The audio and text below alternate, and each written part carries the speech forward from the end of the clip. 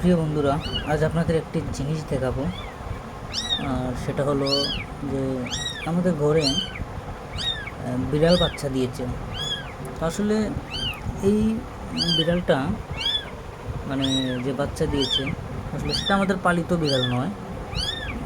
সেটা হচ্ছে মনে করো যে সবার ঘরে ঘরেই ও ডেগমাস্টারি করে। ডেগমাস্টারি বলতে মানে ও সবার ঘরে ঘরেই যাবে, কিছু কিছু না কিছু খেয়ে পালিয়ে যাবে। তো কিছুদিন যাবৎ ও আমাদের ঘরেই মানে খুবই আসতো। তো আমাদের ঘর ছেড়েই কোথাও মানে কারো ঘরে আর যেত না। তো উম, তো দু একদিন ধরেই মানে ওরকম আমাদের ঘরে ছিল। তো ফাইনালি দেখি যে ও প্রেগনেন্ট ছিল। তো তারপরে আমি ভাবলাম যে ও তো প্রেগনেন্ট থাকার কারণেই ও কারো ঘরে যাচ্ছে না। তবে হ্যাঁ, আমাদের ঘরে থাকার কারণে মানে বিড়ালকে অবশ্য আমি তাড়াতাম না, আমার মাও না, আমার ওয়াইফও না। মানে ওটাকে আমরা আমাদের ঘরেই জায়গা দিয়েছি। তো ফাইনালি দেখা যাচ্ছে যে ও 3টে বাচ্চা দিয়েছে।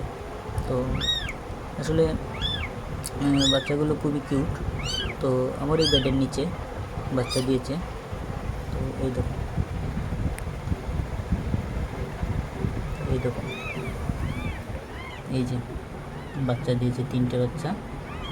তো বিড়ালের অবশ্য কাছে যাওয়া যায় না, কারণ বিড়ালটার পাশে গেলেই ও মানে রাগ দেখায়, প্রচণ্ড রাগ দেখায়।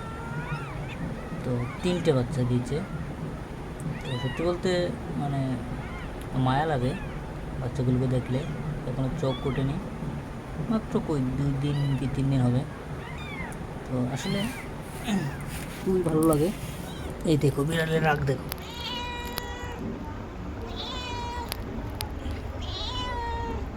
3টে বাচ্চা। এখন অবশ্য রাগ দেখাচ্ছে না। এই দেখো খুব সুন্দর। ও নিজে নিজেই ওখানে গাতা করে ওর বাচ্চাদেরকে নিয়ে বসে থাকে। তো আসলে এভাবে বসার কারণে কি মানে হয়তো গরমের সময়, তো তাই হয়তো ভেবেছে যে এইভাবে গাতা করলে ঠান্ডা ঠান্ডা লাগবে আর গরম থেকে একটু আরাম পাবে। তাই হয়তো আপনারাই কমেন্ট করে বলুন যে এভাবে কি মানে বিড়াল যেভাবে আছে ওভাবে কি থাকবে, নাকি এখানে কোনো কিছু আমি করে দেব। হয়তো আপনার কমেন্ট করে জানিয়ে দিও।